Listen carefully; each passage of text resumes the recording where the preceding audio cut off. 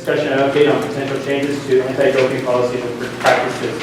As we discussed at our last meeting, we had a proposal before us as to different changes we can make as a commission. I think it's important to note that what we're discussing today is a policy document to guide this commission in the future on our regulation and potential statute changes. Once we adopt this policy document, it's not our intention to implement these immediately. We have to go through the regular process of changing our regulations, potentially changing statute, but just to give the commission a map as to where we're going on these issues and to give the public notice as to where we're going on these issues. And as we implement regulation changes, the public will have an opportunity to participate in those discussions. So this is not the end of the road. There will be more discussion and there will be more votes to be taken, but we needed a roadmap for this commission to be able to determine what issues we wanted to address. And I think we outlined those appropriately. And I think the soonest that any of these, if they can be implemented, would be September 1. But given our ability to move sometimes, it may be later. So I just want to make that absolutely clear to everyone that this is not a determinative direction of the commission, but rather a roadmap for us to make those changes to our statutes and regulations. So with that in mind, commissioners, I think the best approach for us, I think majority of these issues we are in agreement, but I'd like to take each item and have a discussion about each one and then potentially take a vote on each of those so that everybody's clear as to where we stand on these items. So with that in mind, I guess we could start with item number 1, and that's the penalties and fine amounts of the purses. So I will, Commissioner Morgana. Okay.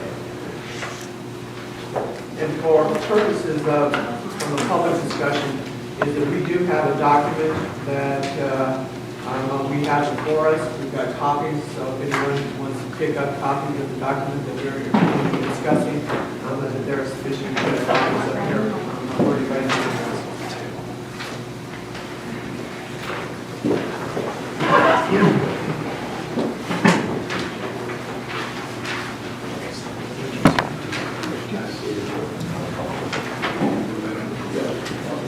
Grab one, please.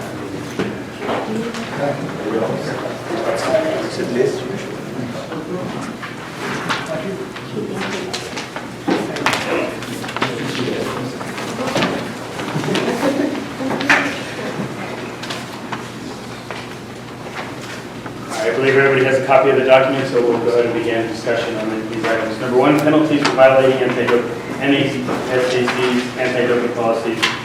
We've listed these out, I think, in relation to the previous memo that this commission adopted as a policy as to the ranking of the issues and the substances that are used. On this document, you can see there are some recommended time for suspension and then the fine amounts for the purse. Is everybody in agreement on these terms, or are there others with a difference of opinion as to I'm going to proceed on each one, Chairman. Yeah, I guess we can walk down. First, we'll start with sedatives, muscle relaxants, sleep aids. And then you'll ask for input. Yes. On all of them. So that first group of substances, are we okay with the amount of time and the percentage of the purse? In sedatives, Yes. well, I didn't have an opportunity to discuss this with either Chairman or rather Commissioner Lundvall or Marnell, but we've had comments here on our public meetings. I may have a trend of suggesting longer periods of suspension or revocation in some instances, and larger percentages of the purse than perhaps my colleagues, although I believe in consensus and certainly am willing to exceed. But I would like some of these suggestions at least considered. Sedatives and muscle relaxants aren't to a level of some of the others perhaps. But I thought 9 months was a bit shy and is a bit tantamount to what we've been doing in the last several years. And so I would recommend a 2-year first offense suspension. And I would suggest that you might consider going up to 50%. And as you go forward with your offenses, I'm not opposed to the A, B, and C approach the first, second, and third year, but I would suggest that we ratchet up the number of years. I have found since 2002 that that we started, I think, with Mark Ratner as our executive director with 3 or 4 months of suspension, no fines for quite a long period of time. I think around the time when Fernando Vargas was fined, knocked out in that fight, we fined him $100,000 and gave him a 9-month suspension. And we pretty much stuck at that level for a long period of time, up to potentially a third. And very rarely do we see a revocation and of a license. And so I thought, look, some of you may agree that we could certainly send a message with a greater amount of time in the suspension and a greater amount of money. I don't think you should benefit from cheating. And so I have a hard time giving 50% of a purse to someone who cheated and gamed the system. And so that's why I would suggest higher amounts of the purse might be a good deterrent, because what we've done thus far has not been. And so that's my suggestion there, is a couple of years versus 9 months, and up to 50% of the purse. And I'll yield to anyone else who wants to speak.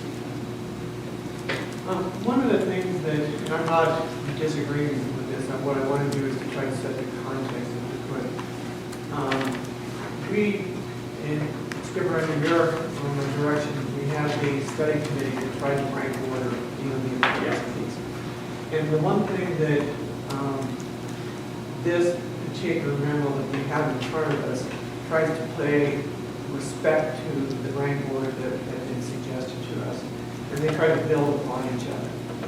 So in other words, that the first category was when our study committee back in 2013, said that taking a prohibited substance that fell into the category, sedatives, muscle relaxants, sleep aids, analgesics, opiates, and cannabis, that was a lesser offense, so to speak, than somebody using diuretics or stimulants or anabolic steroids. So what we tried to do is to rank order these and then to build the penalties on each other. If we take, for example, the first category and take the suspension up to a 2-year period of time, then what I think to pay respect to that 2013 study committee is that everyone thereafter has to be greater than that. So in other words, if we went down to diuretics, we'd have to go 2 years and so many months. And of course, I will suggest that. Okay, all right. But also, when, if I may just interject for your consideration, Commissioner Lovell,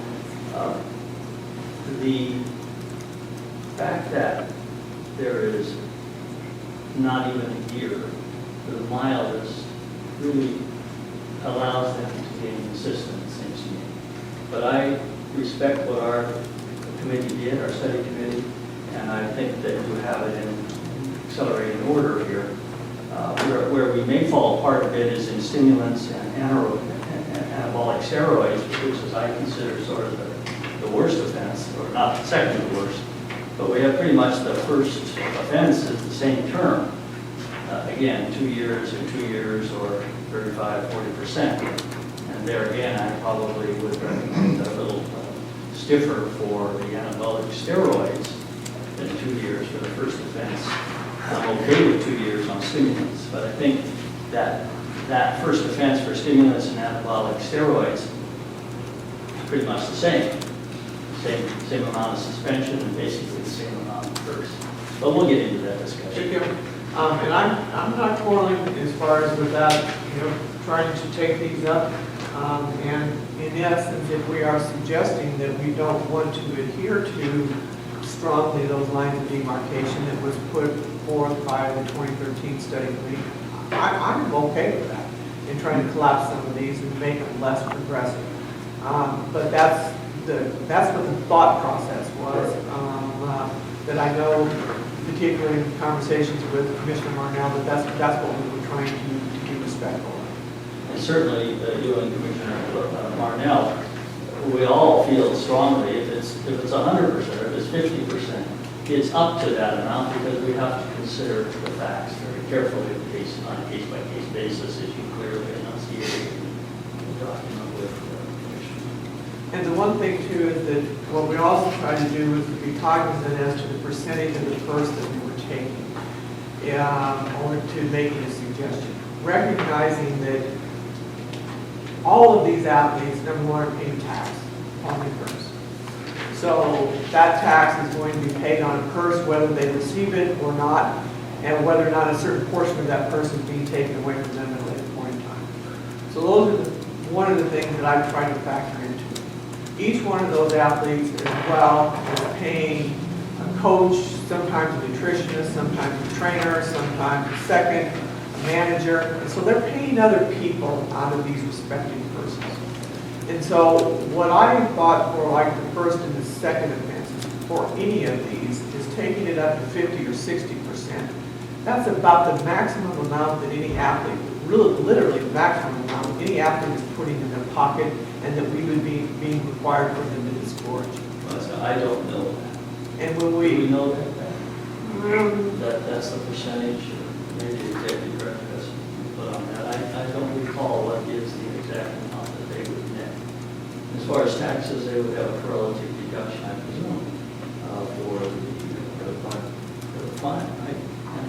I think it would depend how they set it up, but Yeah, it should be. and from that perspective, at least that was my thought process in trying, where if you got to, in other words, we were trying hard not to make the athlete, allow them to benefit with a first offense, maybe a second offense, but when it got to a third and a fourth offense, we want them to come out of pocket. We wanted to make as maximum hurt as possible for them, because these are people that are not getting the message.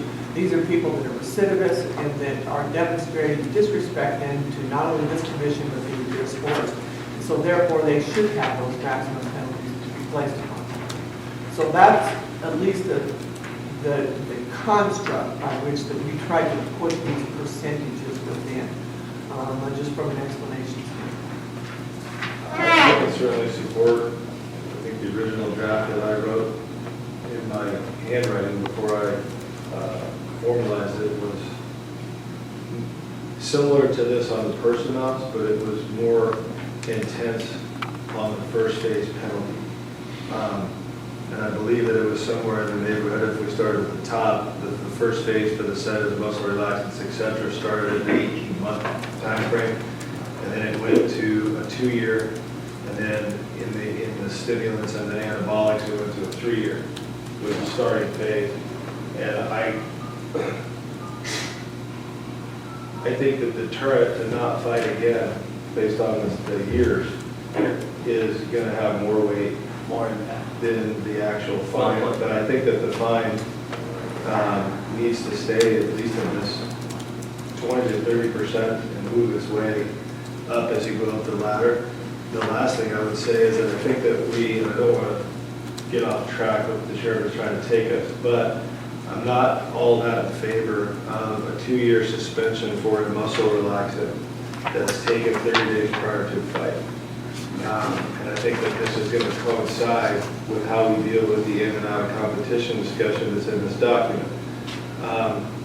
I think that if I separate regulation of what we're trying to accomplish from people's lives, people have stress, people can't sleep. These are legal. They're things that many people take to go to bed, etc. And if we move that out of competition to a month before that, I mean, you know, if I'm a pro athlete in the NFL, I can take a Xanax every night if I need to go to bed. Nobody cares. So we got to be cautious about taking a Xanax the night before the fight, or what we currently have is in competition. And if we move that definition, which is in this document for discussion, then I think that we're overreaching at that point. But I could certainly support the way it currently is written, a much more rapid approach to the length of the suspension, because I think that is the deterrent. And I would defer to that argument, particularly what you and Commissioner Longo have stated as to said. My real concern is more in the diuretics and the health of the fighters, and the stimulants and anabolic steroids. The last item is rare, but certainly we have to be somewhat draconian on the last item. But and I think Commissioner Marnell and I see eye to eye on this, on anabolic steroids. I'm jumping here, excuse me, No, Chair. that's fine. But on anabolic steroids, it seems to me this is an opportunity for us to give a period of time that really affects their career. I agree with you that the purse is not irrelevant, but nonetheless, they should be hit pretty hard, somewhere in that 50 to 75% range.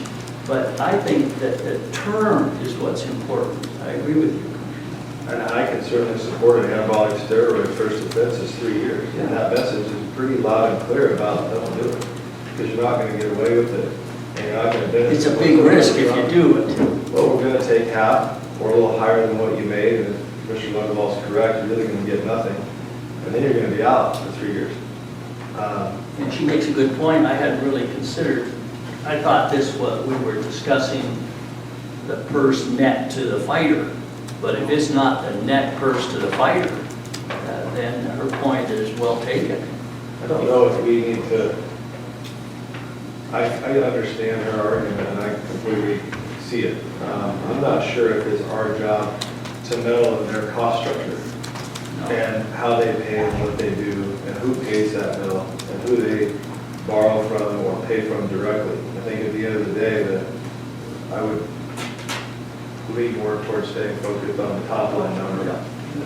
How the rest of it all works is probably case by case, and it's different for people who are residents, who are citizens, who are not, who live in other countries, et cetera, et cetera. Let me take a crack at seeing if we, in trying to still pay respect to the kind of the rank order of these, but to be reflective of the conversation that we're having. All right, so if you go to item A, and we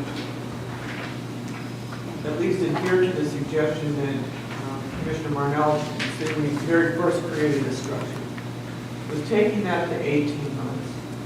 Item B, which would be a second offense, at 24 months, and item C to 36 months. And then if you go down to the category for diuretics, first offense, 24 months. Second offense would be 36 months. The question, that would also mirror what we are proposing for stimulants, but then we would need to take the anabolic steroids from the first offense at 2 years up to 3 years. That still pays respect to the prior work that we've done, but I think it is in accord with sending a message, a very strong message as to our position on anybody who is doping. I'm completely fine with that. I think it's back to almost where I thought the first time, so I don't have any problem with that. Well, it's a learning process. I agree that. Certainly. And I think this pays respect to the committee that did come up with our last number in 2013, which was, there was a lot of thought and a lot of process put into it, and working off of those guidelines and implementing into this. Would you think, Chairman, that our Commissioner Linville and Commissioner Marnell then pleased with the percentage of the purse in all these instances as well? That's my next question, because what I was only focusing upon was the length of the suspension. Right. So what the question becomes then is whether or not we want to increase the amount then on the percentage of the purse. Taking that as the next item. Well, if we were to be consistent with and with respect to our study committee on A, where we had an 18-month suspension and suggested 20 to 30, we might ratchet it up a small amount, but then keeping in mind with what Commissioner Lumbo will then next do is under diuretics, we may increase that a bit as well. So are you suggesting to go for item A, 30 to 40% of the purse, and then when we go to item E, once again, take that to 30 to 40% of the first. Yeah, I think Yes. on those two. Yeah. Alright. I can support that. The only one I think where we ought to hammer is on item K. I agree.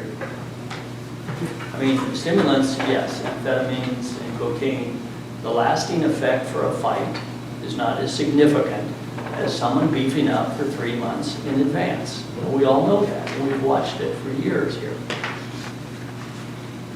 So you suggested this 50 to 75 category? I would think that that sends a pretty clear message coupled with a 3 years, yeah, 3 year. So I think that coincides with what message do we really want to send? And I think if we're going to do this, we're really sending a message that basically says that if this happens, we're probably not going to see you again. And it's a zero tolerance policy in the state of Nevada. That's really what we're sending. I could fully support that because I think it's time to just be done. And we should be mindful of the fact that we're setting a basis for others to review as well, other states. Correct. And we want to do it properly, considering, of course, the licensees as well as the fairness and protection of the health and safety of our contestants. So the proposal is taking it from 50 to 75% on item K, Yes. and to basically, 75 to 100 on now. Yep. And then on N, I think we need to take N up to 75.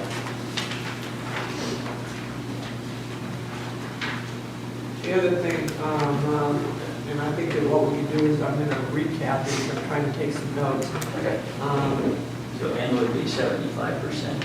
And would be 75%. We didn't discuss the time period there, or did we? We did not discuss the time period there. But I think, you know, Yeah, 4 years is pretty good. is the life of a fighter. Yeah.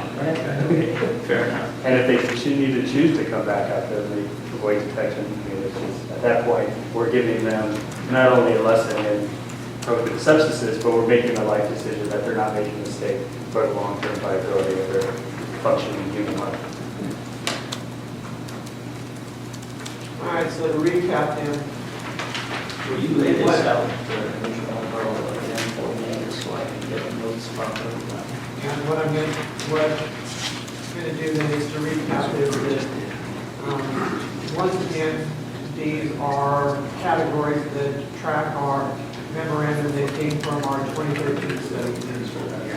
These are guidelines, and the guidelines can be either augmented, in other words, we can increase these guidelines, or that we can decrease these guidelines depending upon each factual circumstance that comes before us. If we go to the first category, which deals with sedatives, muscle relaxants, sleep aids, the term that I have a hard time pronouncing is anabolic, opiates, and cannabis. First offense will be 18 months and 30 to 40% of first. Second offense will be a 24-month suspension, 40 to 50% of first. Third offense will be 36 months and 60 to 75% of the first. Fourth offense would be a lifetime suspension and 100% of the first. Diuretics being used to cut weight. This is where there's a distinction with a difference. You know, diuretics have two functions in our anti-doping scheme. There are individuals that use diuretics to try to cut weight, and there are individuals that use diuretics to try to mask, particularly anabolic steroid use. And so this second category is only addressing diuretics being used to cut weight. First offense would be a 24-month suspension, 30 to 40% of the first. Second offense would be 36 months with 40 to 50% of the first. Third offense would be lifetime suspension and 100% of the first. Third category is stimulants, amphetamines, cocaine, etc. And each one of these categories, incidentally, also tracks what is a prohibited list and falls within a specific category and what is prohibited list. First offense would be 24 months, 35 to 45% of the first. Second offense would be 36 months, 50 to 60% of the purse. Third offense would be life and 100% of the purse. Fourth category would be anabolic steroids, testosterone, HGH, all of the other anabolics that fall within that category. First offense would be 36 months, 50 to 75% of the purse. Second offense would be 4 years and 75 to 100% of the purse. Third offense would be a lifetime suspension and 100% of the purse. And the last category is an athlete that tries to avoid detection or testing. If they run from a tester, if they try to use a sample that's not of their own. Or run for meat when I was young. Besides, run from you when you were chairman trying to take samples. Any of those examples. The first offense would be 4 years and 75% of the purse. Second offense would be life and 100% of the purse. An important point in this very first paragraph deals with also adding prohibited methodologies to our list of regulations. Currently, our regulations are limited to prohibited substances. WADA also has prohibited methodology, and what we would need is a regulation change then to ensure that we are adequately informing athletes that prohibited methodologies then would fall within our list of disciplinary actions as well. So we would have a time today, Mr. Chairman, to discuss the important aspect of education here, because I know all of us have thoughts on that. Yes, I think there is a section on There's education. going to be some discussion today. All right.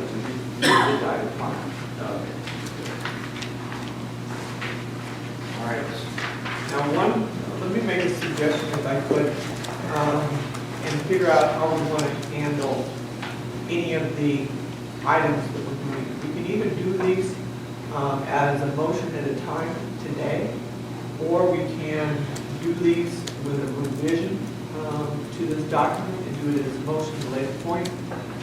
My preference would be one by one, do Yes. a motion today. That would be my preference. Yes. Okay? Okay. Are there any other additional changes to the section informally known as number 1, has to do with our penalties and fine amounts? I want to commend Commissioner Mardell and Commissioner Lumble, Chairman, for having brought all this together in such a concise manner, very clearly drafted. And I think they should be responsible for making the motions. Sounds good. Because they worked hard at this.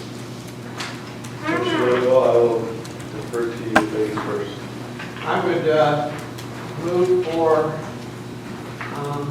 approval of the recommendation that is set forth within the handout that we've been given as modified during the course of this meeting and that we just recited. I would second that motion, Mr. Chairman. Been a motion by Commissioner Lumbaugh, second by Commissioner Warnell for the approval of the penalties, both in time suspension and fine of first amount, as amended. All those in favor, please say aye. Aye. All those opposed, please say nay. Motion passes unanimously. There's one in here that does not have a number in it, whether we will continue to follow WADA's prohibited, for both prohibited substances, prohibited methodologies. I think we need to take that subsection. I don't think there's any disagreement on this issue, and if there isn't, is there a motion? So moved. Second. There's been a motion by Commissioner Lumbaugh, and a second by Commissioner Evansino for the approval of the WADA prohibited list. All those in favor, please say aye. Aye. All those against, please say nay. Motion passes unanimously. On to item number 2. A finding of liability upon a disciplinary complaint will result in a loss instead of a no decision. And then next to the loss, a footnote that the contestants record that this loss was due to a positive drug test. I believe we had some discussion on this, and actually Mr. Molina provided some great feedback on this issue, and that has to do with whether or not the fighter really wants this. And I think in that discussion and a couple others, I think the fighters want to earn a win and not be given a win. So we took that out of here. Yeah. Okay. It's just the loss. Just the loss. Okay. If you're the cheater, you get the The loss. loss. If you're the winner and you won, I guess you get the win. But If you lost, you get a no decision, right? Right. That's correct. We took the concern. I just wanted to clarify that we can take that out. Yeah, it's a good advice. All those in favor, as written, please. Is there a motion for approval as written? I'll move for approval as written. Is there a second? Second. Motion by Commissioner Evansino, second by Commissioner Arnall as to item number 2. All those in favor, please say aye. Aye. All those opposed, please say nay. Motion passes unanimously. On to item number 3. NAC will increase the amount of out-of-competition testing. Both urine and blood samples should be collected as needed. Blood samples should not be collected with 7 days of competition. I think this is a practice we are informally implementing now, so is there any discussion or if not, is there a motion for approval? Motion for approval. Second on that. Motion by Commissioner Mornell, seconded by Commissioner Lunville. All those in favor, please say aye. Aye. All those opposed, please say nay. All right, motion passes unanimously. On to item number 4. This has to do with timing of license. If a fighter feels they might fight in Nevada, then they should be encouraged to get their license at the beginning of every year. All fighters should have a license within 7 days prior to fighting in Nevada. Any license requested within 7 days of the event will be subject to the discretion of NSAC and will only be issued for good cause explaining the delay. Any fighter seeking a license within 7 days of the event shall be responsible for compliance with educational requirements of Section 5. Are there any changes or discussion on this item? No, Mr. Chair, I think this was a fair compromise in talking with the promoters that they have last-minute fallouts and things that happen, and it still gives the discretion to the athletic commission. I would clarify here that we're leaving this in the discretion of the executive director when these opportunities or these issues are presented to him, that he is empowered to make those decisions, and if he doesn't feel comfortable, that he would be bringing it to the chairman. Is that the way that we all understand it? Yeah. We don't expect a full hearing for a license on a last-minute fight. No, it's more administrative. So I think it still gives him the same, but I guess it's raising awareness around people who are trying to slip in the last minute. Agreed. Is that a motion? That's a motion or a second? Motion by Commissioner Martinelli, second by Commissioner Lunville. All those in favor, please say aye. Aye. All those opposed, please say nay. Motion passes unanimously. On to number 5. As a condition of granting a license by the NAC, the applicant shall be educated and sign an acknowledgement of the rules, regulation, and penalties concerning NAAC's anti-doping program. As part of the educational materials, NAC will include materials educating the applicant that all substance ingested is their responsibility and to be cautious of what they take from trainers, friends, managers, coaches, or people they don't know, especially individuals at the gym. The pre-fight medical questionnaire will continue to be employed. Any questions, discussions? Mr. Chairman, I have one suggestion for this, and that is, during this transition period of enforcement, would it be appropriate for us to require licensees, at least for a year or two, attend in person or by telephone in order for us to accomplish our educational goals here? Meaning, they can sign something we've seen in other forms, like medical form for the fight. We had a question recently, but we don't know who's doing the form or who isn't, and whether they're being educated, even though it may be in their language. It would make us feel as though they have understood, at least for some period of time here. If it's not too impracticable, I don't know how many licensees we're talking about that we normally administratively give licenses to.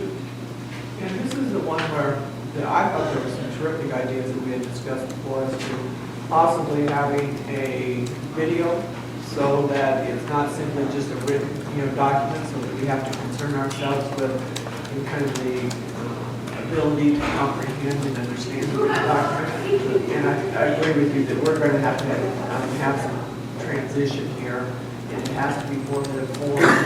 And one of the things that I'm hoping is that if we are successful in getting some additional monies to our budget, that we can engage an outside firm that can assist us in putting together this video. It's not something that we just simply put on our administrative staff. So we get to hire somebody from the outside that's going to put together a video that has the information that we want to allow them. Because when you think about it, it's my understanding that we license on average about 800 fighters a year. 800,000. 800 fighters? It's probably more like 600 fighters on an annual basis? So it's difficult to have. Yeah. Yeah. But if we have a portal where the fighter can log on and enter all their application information, they wouldn't be granted their application until they give the video component, the education component, once that's completed. Just like, what was it, when you take the driving course when you get a ticket. You know, you have to, there's a Yeah, validation. certain things. Very confident. First you have to pass the that test. We could take this 90% of the load off of the staff or automate all of this, exactly like you're describing. We do it Yeah, every good. day. I'm It's a on common practice. Because I think that this education component is probably one of the most important things that we are approving in addition to the increase in the penalties. And part of what the educational video, so to speak, will include is to letting them know what the consequences of violating our policies. The other thing is we do work with some of the greatest production companies in the world, so. Yeah. Yeah, I think the video and then after I the think video. we it should be allocate a that test. video to Mr. Marnell. We do that. Mr. Marnell, you know, or I can help get someone to do that. Yeah, we do this all the time. I mean, I think we can shoot an in-house video and make it really, really well done for under $10,000, maybe less. And then there are numerous software tools. We use them for IRS and all types of compliance. After the video, you have to take a 30 or 40 question test, and it'll ask you what the fines and penalties are for certain usages, and it'll go through the whole thing. And it won't give you your license until you get 100% of it. It'll make you So- retake it over and over and over until you get it right. So we'll have them take some form of test, because otherwise we've adopted things in the past, and we don't know whether they're always enforced. And this will track all that. This we have to We'll do. have a 100% guarantee that anybody that has a license, watched the video, took the test, and passed it, it'll be in the file. And we could even get it to spit out an automated license and all that, suicide. Major stuff. And it takes a lot of the busy work away from the staff. And then we can have an email the license over the internet too, they have to pick it up. All right. Lots of wonderful tools. Is there a motion and approval as to the language of item number 5? Is there a second? There's been a motion by Commissioner Avancino, a second by Commissioner Lundahl to approve item number 5. All those in favor, please say aye. Aye. All those opposed, please say nay. Motion passes unanimously. We're on to item number 6. The responsibility for timely licensing shall be at the promoter level as well as with the fighter. The standards for determining compliance by the promoter with this requirement will demand further discussion. Where do we want to go on this item? I think this is another one of our policy statements whereby what we're trying to do is to ensure that the responsibility doesn't simply lie with the fighter if they don't get a license, but also the license. How we determine compliance with this, well, I think that Skip is absolutely accurate. There's no sense in having a policy unless we know how we determine the violation. And so I think that this is going to require some further discussion by us, but at least to establish this as a policy that we want to work for. Okay. So we will defer to item number 7 or number 6. Item number 7, all promoters must employ an anti-doping policy and require all fighters with whom they contract to be educated in an anti-doping policy. Written evidence of education of the fighters of the promoter's anti-doping policy must be maintained by the promoter and may be subject to inspection by the NSAC. Any violation by a fighter of the promoter's anti-doping policy shall be adjudicated by the NSAC. Each promoter should provide for that adjudication with the fighters with whom they contract in their written agreement. Any changes or discussion? I'd just like to maybe throw out there that to simplify this, that they should present to us their anti-doping policy for our review, so we have each promoter's basically internal controls as it pertains to anti-doping on file. I don't know what the commission thinks of that. Oh, I like that. Is that, do we want, how many promoters do we have? Probably 20. They join in the, we have some that do a superb job, like UFC. We have others perhaps that are still learning, and we need to educate them, and they need to get on this wagon. The only other thing I would add to this, if we're going to make that request, that we need to develop a set of, I'll call it bullet points, that the educational document should require. Fair enough. It should require, what we just discussed in section 1. It should require all the educational components, what they, at a high level, what they should entail. I think our illustrious committee should do that. So I think we can develop a set of guidelines, no different than many guidelines that are out there, and then the promoter can write that and then submit that by, we'll have to pick a time frame that we will have it on file and can review it, and then it's it's done, and they're done, and the only thing we're auditing and checking on is that they are actually doing. Well, what I'd like to add, given the timing, you know, we issue promoters an administrative license pretty much every year. And given we're in 2015, 2016, it would take some time to run. But by 2017, if the promoter has not done this, their promoter's license is put on hold. So I don't know why we have to wait that long. Well, if we do 2017, if by the time we implement this, maybe September, October, that only gives them 3 months. I just don't want to put us in the bind either, on our staff and the crunch. We're not gonna have the staff to do it, like, well, we should be able to do it by 2017, but there's no way we can do it for 2016. I mean, we encourage for them to comply with this in late 2015 and early 2016, but if there's non-compliance issues, to I think that it's really a staff issue on our side. it's their, We can sit down and write a very brief bullet point document that describes the 10 things we require for them to have in this policy. Part 2 is we can also say that this policy should be no more than 30 pages. Part 3 is all we're asking for is this submittal of it. We're not asking that, we're not even telling you we're going to approve it. We just want to have on file what you have. We'll get to it when we can get to it. I agree that 16 is probably too early, but mid-16 seems fair. 6 to 9 months for them just to file. Well, what I'm trying to do Put is- the onus on them, not Right. our staff. right. Yeah, we're not going to work. But once they have a license for the year, in order to revoke that license, there's a due process policy, correct? I think the license becomes revocable at 17, but we still have it on file at 16. Okay. That would be my thing. Fair enough, I see what you're saying. So the 2017 compliance deadline, So- mid-20, so we should say July 1, 2016. Yes. It has, this compliance matter has to be, And if I don't want to volunteer Commissioner Lindenthal, but I think that we could work on a brief, this is a half pager, on behalf of our team, you know, Bob and Colleen, that this is what we would like, and we can bring that back in the next meeting and circulate it. You guys can have some input, and the network's already got the requirements that they would need to have. We'll finish that in 30 days, and then we'll send that out, so. I think we can even go so far as to do this. We can have minimum bullet points or minimum qualifications that every policy should have. And we can give a sample draft policy that says this, that this is something that, if it looks something or similar to this, and this is what we're looking for. And so to try to make it easier on our smaller promoters that may not have extensive staff that are looking to us for guidance in that respect, and so we can help them in this system. Our larger promoters who have more extensive resources available to them, they may want to make changes to it, augment it, whatever, as long as it has the minimum requirements, but we can be able to do that. in addition to that, any new should submit this with their application. All right, with the changes to item number 7, is there a motion for approval? And the changes then that would be made to item number 7 is that we will establish a minimum standards that the policy should contain that is to be employed by the promoter. That policy is to be put on file with the athletic commission, and we will look for compliance by mid-2016 with the hopes that it will be far in advance of that compliance. Right.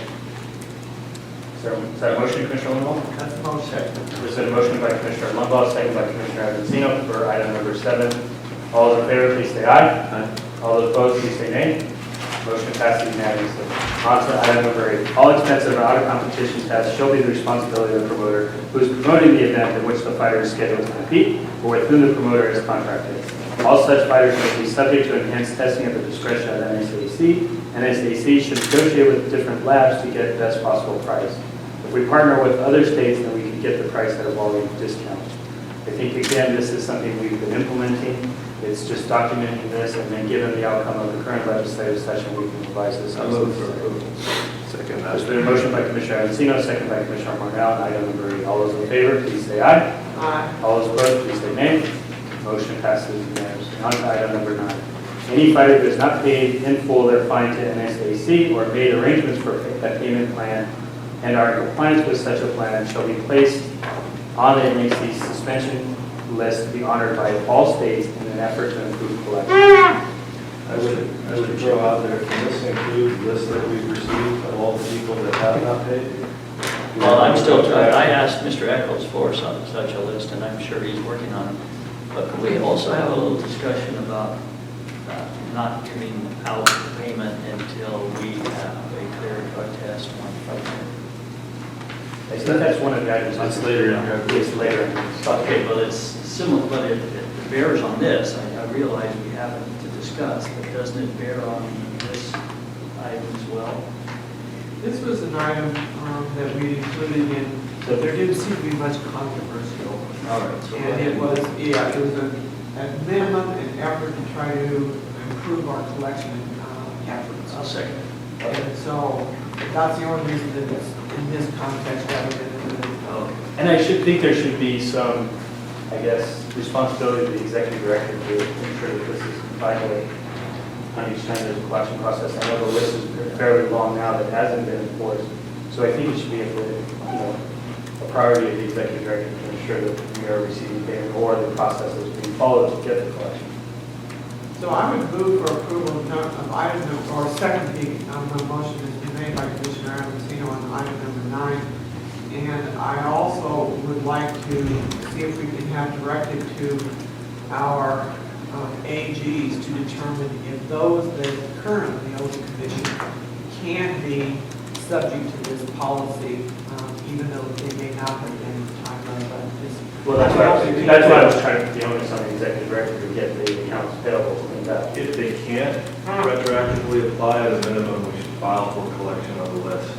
Absolutely. I think it's, We should take some effort, and right now. I don't want to criticize it, but it's a process that we can improve on. For sure. All those in favor, please say aye. Aye. All those opposed, please say nay. Motion passes unanimously. On to item number 10. If during the course of an investigation or resolution of a disciplinary complaint, the NAAC learns of other licensees or persons within NAAC jurisdiction than the fighter potentially involved in the infraction, then the NAAC shall investigate the additional persons and bring disciplinary complaints if the evidence warrants such a complaint. And I think what we have to do too in this issue is ensure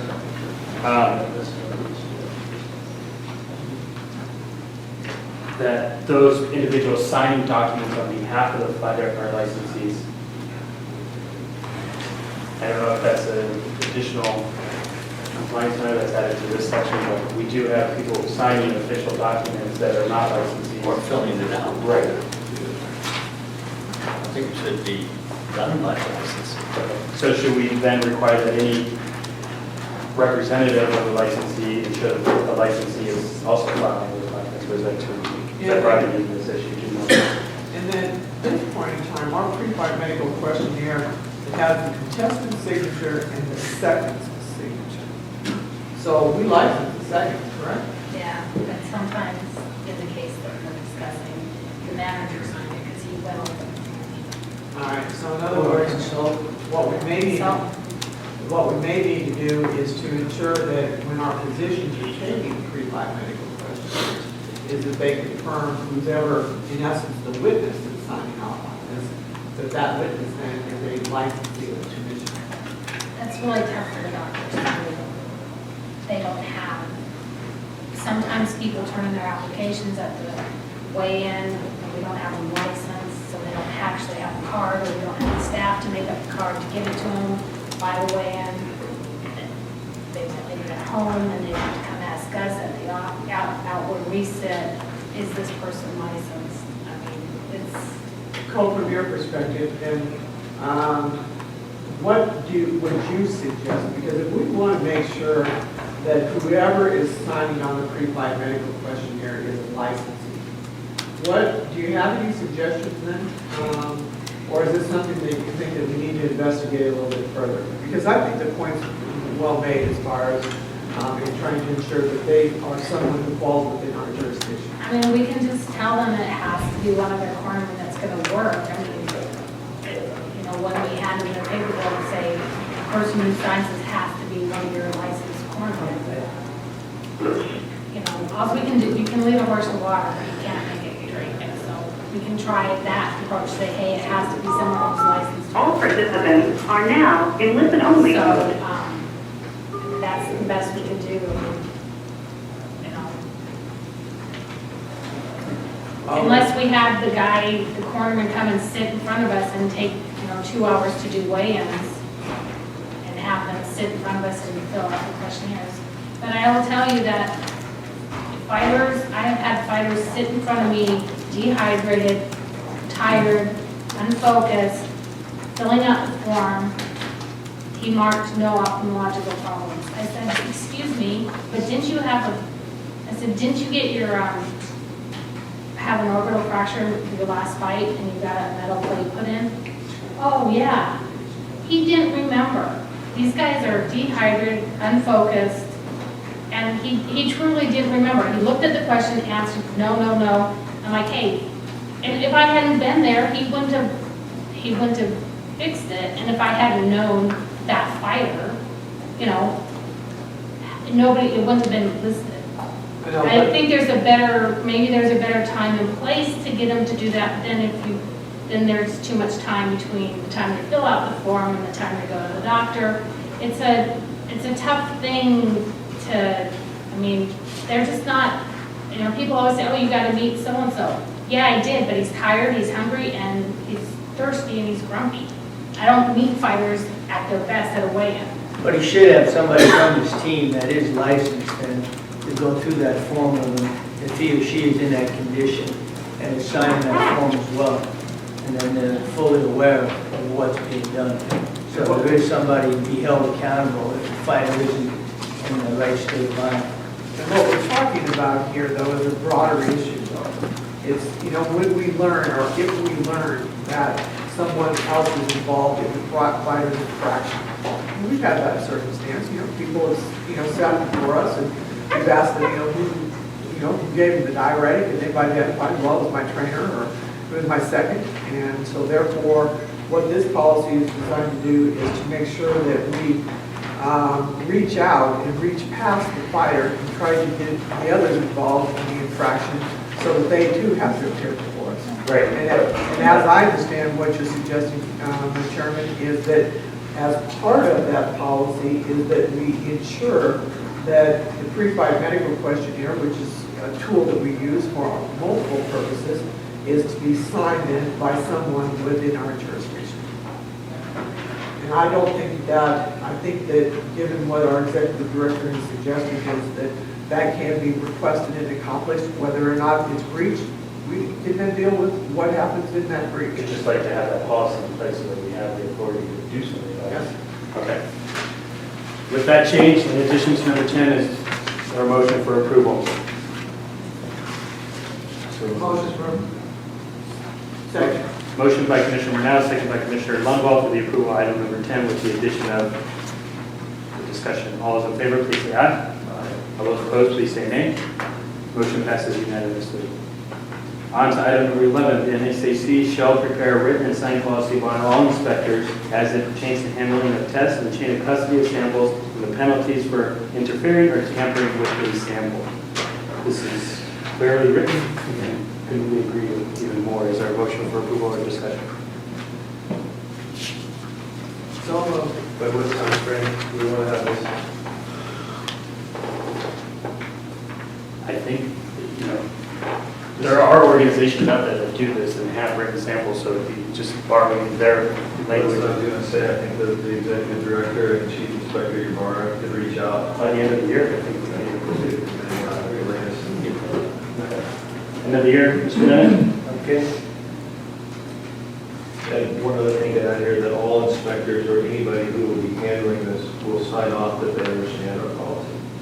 So that means the doctors too.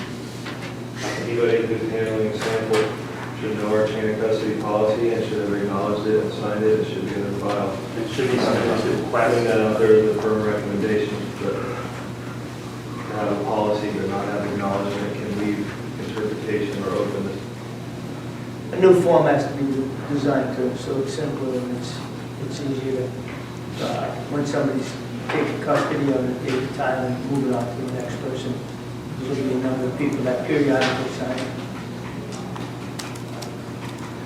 A chain of custody, you're talking about a chain of custody document, I'm talking about the acknowledgement that the inspector knows the policy, one thing in the file. So if we do have a chain of custody issue, if the policy is not followed, we know we have a record that they have I've read and understand that policy. Thank the code of ethics.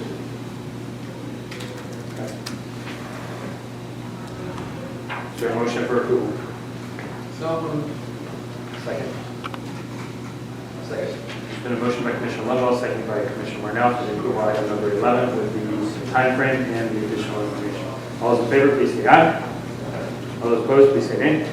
Motion passes unanimously. On to item number 12, which are miscellaneous items. On major fight nights, the commission needs 2 phlebotomists, and which we implemented this last fight, which worked well. The commission shall draft a post-fight collection policy of the fighters being transported to the hospital. The commission shall not be a signatory to the water code as for reasons discussed. The commission should employ the use of tamper-proof collection kits if the expense is reasonable. The commission should require copies of the relevant provisions from contracts between fighters who have agreed to use a third-party testing organization to be filed with the commission. Each such contract must include a provision that requires all test results to be shared with the NAC immediately upon determination by the laboratory. Seconds and corners should be licensed by the commission. Back to the contracts by third parties and the information shared with us. I think it's more important to say every time a test is collected, the commission should be notified, because I think we want to ensure that we are reconciling those tests that are collected and then the results of each of those tests, because sometimes, just to be completely transparent, we want to know that every test is collected and what the result of that collected. Let's note that change. Good point. I move for approval of all items in number 12 as noted. Second. Second. There's been a motion by Commissioner Avancino, second by Commissioner Marnell for the approval of items at number 12. All those in favor, please say aye. All those opposed, please say nay. Motion passes unanimously. On to item number 13. The effective date of these policies should be September 1st, 2015, to give staff time to implement these policies. And when we say staff, we are talking about the Attorney General, Deputy Attorney Generals, to help us understand which the regulatory, changes to our regs and changes to our statutes. So that's kind of a priority. Yes. Yeah, Mr. Chair, with that, if, for whatever regs that are needed, that deadline's good. You don't have to move. Just to let you know. But it also too is a priority, given our pending legislative sessions is about ending in less than 3 weeks. Yeah, thank you. For what it's worth, I have tried to go through each and every one of these, making the assumption that they would pass to determine if we need any statutory changes. And in my opinion, I don't think we need any statutory changes. I think we need some regulatory changes, but we don't have to worry about the time frame when the legislature is in session by which to accomplish that. But I wanted to give the Attorney General's office an opportunity to look at this and to give them additional authority if necessary for the statute changes. That was kind of the thought process. All right, is there a motion for approval on item number 13? So moved, Mr. Chairman. Second. There's been a motion by Commissioner Marnell, second by Commissioner Avancino for the approval of item number 13. All those in favor, please say aye. All those opposed, please say nay. Motion passes unanimously. On to item number 14. The Commission should reach out methodically to all commissioners in the U.S. and get their support for review policies and urge them to follow our lead. Is there any discussion about this? Who's going to do that? I think, Mr. Bennett has taken the lead in reaching out to some of the other commissioners. I know I've talked to some of the promoters as well as Mr. Now. One thing we may want to consider is whether or not we would like the executive director and a commissioner to present at the APC kind of our changes and our philosophy as to why we're implementing these changes to help build that support. I think that's the most cost-effective and most effective use of time for our staff to be able to do that. All right. There's been a motion by Commissioner Avancino, second by Commissioner Marnell for item number 14 with the addition of presenting at the ADC. Mr. Bennett, you need to contact him ASAP to another in the middle of finding that conference and see what we can do to do this. All those in favor, please say aye. Aye. All those opposed, please say nay. Motion passes unanimously. On to items. I think we've addressed the first 14 items that we are in absolute agreement, and we'll move forward with those. The following items are those that require greater discussion, so we'll move directly into item number 1, which requires additional discussion. And that question is whether the Commission should continue to follow WADA's definition of in competition. That definition currently reads, in competition means a period commencing the day before a competition in which the athlete is scheduled to participate through the end of such competition and the sample collection process related to such competition. If we expand the time frame that is currently defined as in competition to something greater than the current definition, it will affect detection of the following prohibited substances during the expanded time frame: stimulants, narcotics, cannabis, I'm not even going to say that word, steroids, alcohol, and beta blockers. Glucocorticoid. Glucocorticoid. That's a fun word. And I think this is one of the issues I brought up, and I think the reason is as we start to expand our out-of-competition testing, we're making the efforts, we're investing in the resources to gather this information, and the testimony of one of our doctors as to what the implications can be of the use of these substances on an athlete's training. We want to ensure that every athlete that's walking into the octagon, is walking into the ring, is at their best of their ability, and they've committed 100% to training to be their best. And if they're not going to train to be their best, we shouldn't be allowing them the privilege to step into that performance ring. And so this is the discussion, and I know we don't want to become morality police, we don't want to deal with issues of sleep aids or muscle relaxants. So I don't know if there's a way to work on this to ensure that, one, we are getting what we're investing our resources in, and that's information about what our fighters are using. And one, to ensure that they're not getting an unfair competitive advantage, but also they're committing to us, that they're committing 100% to their training. So, I don't know if we can, and I don't know what that time frame is, if it's 14 days, it's 30 days prior to a fight. I don't know if it's keeping in competition as it is defined now for actual fight night, and then coming up with a middle ground definition of in competition. It's not actually fight night, it also would include our weigh-in. Right, I mean, commit the period prior to a fight. So I don't know if there's a middle definition that includes, in keeping with our memo from the doctors committee, what we discussed earlier, as to a definition that includes diuretics used to cut the rate, stimulants, anabolic steroids, but expanding a little bit of that out of competition definition, but not going all the way to the in competition where we're starting to detect sedatives, muscle relaxants, sleep aids, that type of thing. Well, let me just lay this as a preface. WADA has a prohibited list, and there are two parts to that prohibited list. There is part one that is prohibited at all times. That part one is based upon the assumption that any athlete that is using those types of substances at any point in time, whether it be during their training, whether it be an actual competition, is doing something that would damage their performance, and that would be illegal. So that's category number one.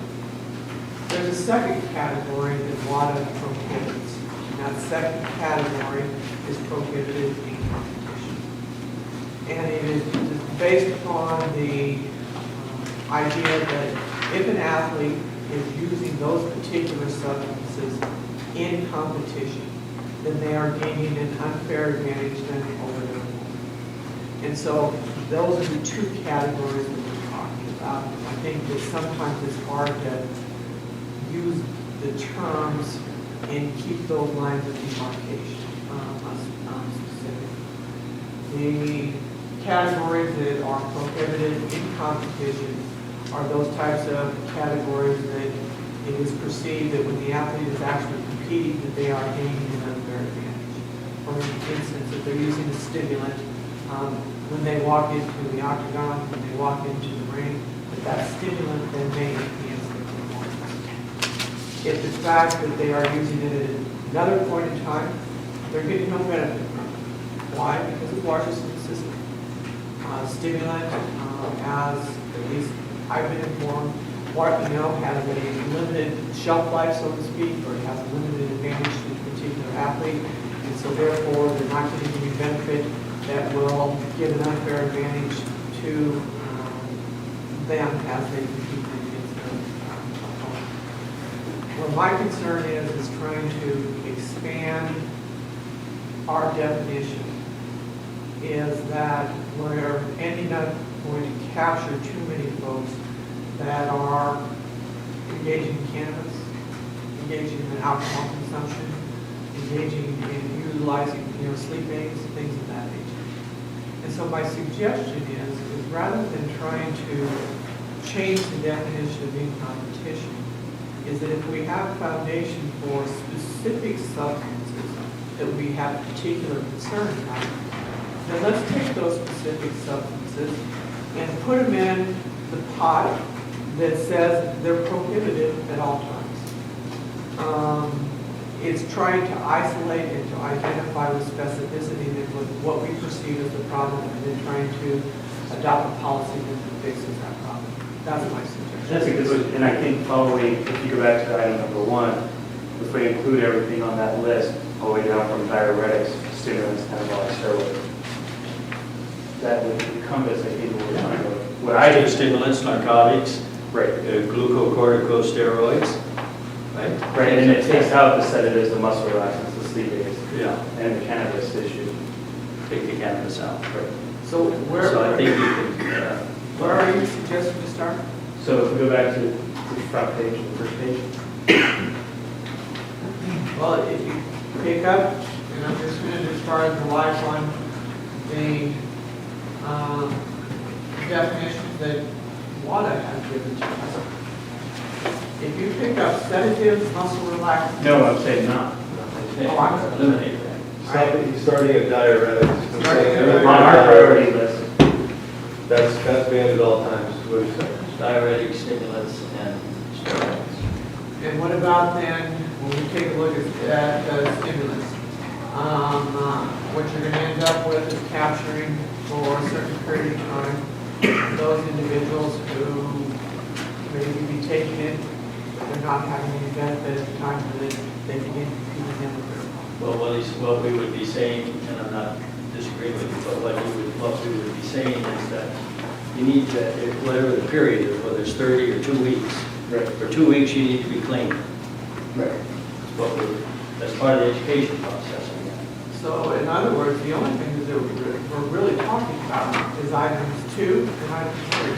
Diuretics and stimulants, because the anabolics and the rest of them are prohibited at all Right. times. All times, and the glucocorticos would be included. But that's probably. I think that what That would the chairman fall is saying is that those would get moved into what Yeah. Pat is saying, instead of changing the out of competition definition, staying consistent with that. What we're saying is, well, I'm not going to rephrase it, what you're saying is to take those 2 categories and move them into your category 1, that they are banned at all times. That's instead of changing the out, it's not that you have to be clean for 2 weeks, you can't use cocaine if you want to be a fighter in Las Vegas. So if you get an out of competition test 2 weeks ahead, or 10 days ahead, or 5 days ahead, and cocaine shows up, you violated our rules. That's what he said. And part of the education will be if there's some reason, medical reason, for using any of these items that are banned forever, they would have to come to the commission, get a request. And ask for a TUE. Right, and have Dr. Trainer or our medical professionals review the request and the legitimacy of the request. So that wouldn't apply for steroids, because we Right. don't allow that. Well, if when we're only discussing then those 2 sets, Yeah. to include those within the ban at all times. I'm in support of that. Yeah, I think that's.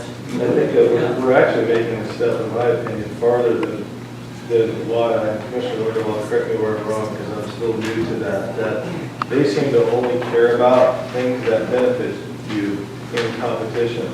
This seems to go one step further and actually care about your health and safety at all times, about using things that can be harmful to you. They may not give you a benefit, but we also don't want you doing, because I think that is a direct correlation to health and safety. If somebody's been blowing their brain out on cocaine and worn themselves into the ground and then shows up to fight, you don't have an unfair advantage, you have a complete disadvantage, and your safety is now in jeopardy. It's like You're using not being able alcohol. to do your job and defend yourself. It's not like in cycling, you don't get the crap beat out of you. In boxing, and you take some shots, and if you're worn out on this stuff and exhausted your body, you're putting yourself at risk. I think that would be our point on why we're doing this. Is that Well, I commend this approach. It means we do not alter the time frame, and we just enhance the definition of what's prohibited results. Right. I would move So, that. yeah, if I understand the motion that would need to be made, is the motion would be is that we would add diuretics being used to cut weight and stimulants that are categorized under the WADA's code. We are moving those from the in-competition prohibited list to the list that is always prohibited. Right. So that's the motion I would make. And it would reconcile everything that we've done as far as our doctors and our research committees and our groups is recommended to us. I would second that. There's been a motion by Commissioner Lundahl and a second by Commissioner Marnell for the approval of item number 1 under items to be discussed further. All those in favor? No, hold on, I don't think that's the motion. We're not approving item number 1 because that changes the definition. I meant the discussion of item number 1. What the motion is that what we are going to do is to move diuretics being used to cut weight and stimulants to the list I think that we is prohibited Yeah. at all times, rather than just simply being prohibited during the. Yeah, this has to be reordered. Yes, absolutely. Okay. I think we're all on the same page on that issue. All those in favor, please say aye. All those opposed, please say nay. Motion passes unanimously. On to item number 2 to be discussed, whether the commission should continue to follow WADA's testing and tolerance levels for cannabis. Okay. My belief is that we would. I would agree with that. Is there a motion for, I move for approval to, is there a second? Second. Motion by Commissioner Avancino, second by Commissioner Marnell to continue with WADA's testing and tolerance levels for cannabis. All those in favor, please say aye. Aye. All those against, please say nay. Motion passes unanimously. Item number 3 to be discussed, whether the commission should withhold all or any portion of each contestant's check until all in-competition, out-of-competition drug tests have been completed. Mr. Marnell? Sorry to put you on the spot on this issue, but I know this is one you've discussed in the past. I'm not really sure if I have any more opposition to this at this point. I guess, I think Commissioner Brady, when he was here, we had some brief dialogue, and I know Commissioner Lundahl and I spoke much more in depth about some compromises here. I can go either way on how to approach this, but in any event, I believe that somebody who has the financial resources needs to be accountable for this. If we decide to let the fighter take the whole check and leave the building, then we need to have the promoter on the hook and bond it around us. That doesn't mean that we'll call the bond. That means that we go all the way through the process, we have a hearing, we find the facts, we put a fine in place, we give a proper amount of time to collect, we turn it over to the Attorney General to collect, and if not collected within X amount of time from when the fine was given, then we would call the promoter and say, look, it's your fighter, you put him forward before us. He cheated, or he got caught, he got fined, he did not pay, and now the responsibility is on you to either go get the fighter to pay, or we're going to have you pay. That to me was a compromised approach that seemed very judicious, it seemed very politically correct, it seemed like it gave a lot of time in the process, it seemed like it was very fair and reasonable, and I don't know what response we would have gotten from Commissioner Brady, but that seemed just seemed good. And it seemed like I still felt comfortable that we were protected and that we had resources on the hook. My goal is that no fine goes uncollected from the Nevada State Athletic Commission. We are a government agency and we have control of this, and we should not be in a position where we are spending our time collecting $1,500 fines in Mexico. That is not what we are here to do. However, fines are a part of the business, part of the commission's business, and we should make it as easy on ourselves and our state and our fiduciary duty to get that money without interrupting anybody's life and without, but at the end of the day, if we cannot collect fines, we lose the power of what we just did. All of the things that we did become meaningless if people just decide to take their whole check and run for another country. and particularly if we're known for that. It's all. They don't collect, so let's not worry The about power it. of enforcement is not there for the policies that have been implemented. We just did a big paper straw man that has no weight. So that's all my And argument. today, we've discussed that we're not going, on the first offenses, somewhere in that 30 to 50, 30 to 75% range. So I really don't even see, I like your approach, and I did hear other things, Commissioner, I'm sorry to interrupt you, but No, I did hear other things throughout the discussion points of promoters and things like that, that there are lots of things that maybe are not in our purview. There are different laws in different countries about how fighters get paid. It's not as easy to wire money post a fight when a fighter leaves, if possible at all. There's a whole bunch of intercontinental, or I should say, cross-country issues as it pertains to the movement of money, paying, money laundering in different countries, and things that I think that we don't want to get in the middle and meddle with, since we have so many international fighters. I don't think we want to create a major ruckus there. And that was where I started to realize that maybe holding half of these checks up front and then trying to get them their check later might prove to be an administrative nightmare beyond belief. And I'm trying to eliminate burden on staff. not increasing. And not increase it, but also. That's a very, very good point. Just wiring to Italy, for instance, is very difficult. Yeah, Brazil is almost impossible. So what if we gave the promoters the option to determine how they wanted to deal with this, whether they wanted us to withhold the person off if it's a U.S. citizen or a bond amount if it's an international, but give them the opportunity to have a discussion with their fighters to what is. They're going to understand that our goal is collection. Right. Well, and one of the things though that I think that maybe before, because I don't know the answer to this question, maybe you guys do, maybe as far as representative of UFC might know the answer, but I don't know what the cost of the bond is. Because bonds, what we're talking about is to get a bond, you've got to go to a surety company. And that surety company then provides a guarantee that there's going to be payment.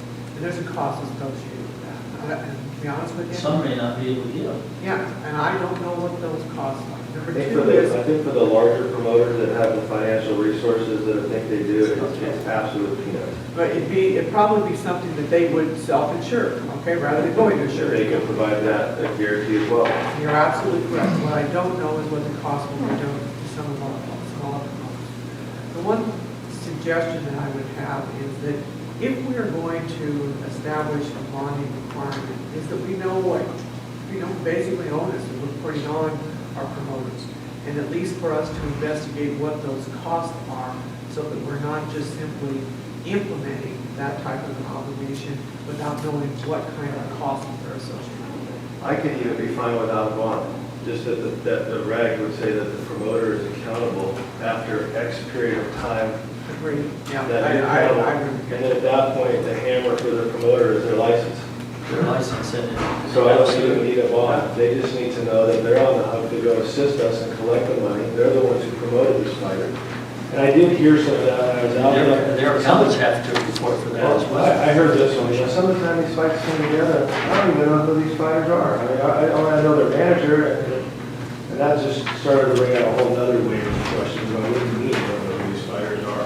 So, I don't think that that's an answer anymore. I think you better know damn well who the fighter is, you better know where he is, you better know what he's doing, because you're on the hook for him as well, because. And their accountants are going to have to stipulate that in their books. So maybe that's all it is, Commissioner Leventhal, to save time and energy and resources of investigation and money for the promoter. The promoter knows that after a year, post the implementation of a fine, or the judgment of a fine, if we cannot collect that in ordinary course after 12 months, we're going to hold you accountable for it. That's just another thought. I do know this, that I do not subscribe whatsoever to that smaller fighters with smaller purses should receive different treatment than bigger fighters with bigger purses. In my opinion, cheating is cheating, period, end of story. I think we all And there's no difference between, money should not define how you're treated. That's not what the sport is about. And if it's that important to you, and you're going to think twice about what you're doing and what you're investing in your pocket money. I don't think that there's anybody on this commission that disagrees with that. The four of us, yes, I would agree with you. So I guess what I'm trying to do is to figure out what kind of motion, if any, that we want on this last item. Do we want to require a bond? Do we want to require a rate? I think what we do is add all three. Do you want? Well, look, here's, let me give you my perspective. This is going to be a regulation change if I'm not correct. The regulation, proposed regulation language is going to come before us. And when it comes before us, I'd rather have the option of discussing all three options and then eliminating as those that we think are the best. So I think the three that we want is, one, withholding a certain percentage of the fighter's purse. Two is a bond put up by the promoter, or the promoter taking responsibility after a certain time of uncollection. So the motion that we would craft is that we are moving to adopt a regulation that enhances our ability to collect the fines that we impose, and that we are preserving the various different options for that process until the regulation changes. And I want to make one point as far as wiring, whether it's Italy or Brazil, they're done every day. The fact is that a fighter may have to wait for a few days to have it cleared in the receiving point. And he may not like that if he's not in the habit of declaring the income. But that's not our problem. That's correct. I think what we're proposing keeps us out of all of those issues. Commissioner, I haven't seen it, but I think it raises a whole new world of stuff we don't Especially want to do. administration, right? I think we can go right down the path we've been going. The fighter can get paid on fight night, they can receive the whole check. You know, the test comes back, we go through the process, but at the end of the day, the promoter needs to know that after a lengthy period of time, we are coming to you to collect 30% of what you paid the fighter. And if you can't afford to pay that, you probably shouldn't have been a promoter anyway, because your financials have to support all the above, all expenses, all purchases, all et cetera. So I don't think there's going to be any of these promoters that can't afford. All right. There's been a motion by Commissioner Lumbaugh. Is there a second? Second. There's been a second by Commissioner Avancino. All those in favor, please say aye. All those opposed, please say nay. Mr. Chairman, I do have one other thing I'd like to add, that this may not be the right time. If it's not, then let's table it, and I would add it under new business. There was two things. The one was that going forward, that any title fight, and I think we should probably look at a title of fight with a certain amount in the purse. In my humble opinion, based on multiple experiences since I have been here, we need to see the contract of the actual fight. Well, it's already in our regs. Is it? Yeah. Okay, so if that's the case, I'd like us to start It's not always frequently and repeatedly and 100% of the time enforcing that. So I am not in another room for 8 hours over two guys that can't agree on a pair of gloves. I'm done with it, and I want to know before walking into that room, because every time, this is always resolved before the beef starts. They know exactly how they're going to resolve it, and we get dragged into it. And I think we did an excellent job this time, but next time I'd like to know that before we show up to the weigh-in, if you don't mind. Mr. Eccles, Since I was actually, the one you appointed to go deal with that issue. I'm going to put this on the Deputy Attorney General's. Can you research our regs to determine whether they're strong enough for us to collect the contracts for the battle? And it's both, they think there's different contracts, and we need to ensure that the definition of contracts are any contract that applies to the event. And that may be the contract between the property and the promoter, it may be the contract between the promoter and the fighter, the manager and the fighter. There are different contracts that exist between different parties.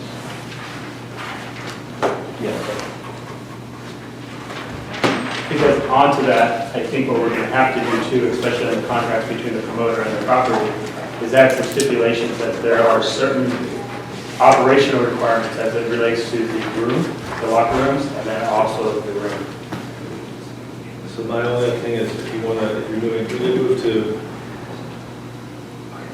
when you move to matters for future agendas, I do have one item I would like to add. Okay, well, let's go back. Thank you, everybody, for the hard work. Thank you, Commissioner Lumbaugh. Thank you, Commissioner Marnell. You guys did an excellent job on getting us focused on this issue and bringing it forward. And I appreciate everybody's input, and I really thank everybody because I think we've just taken this commission to a whole new level. And it's admirable that we were able to come together as a group and really put our thoughts and focus into this. So thank you.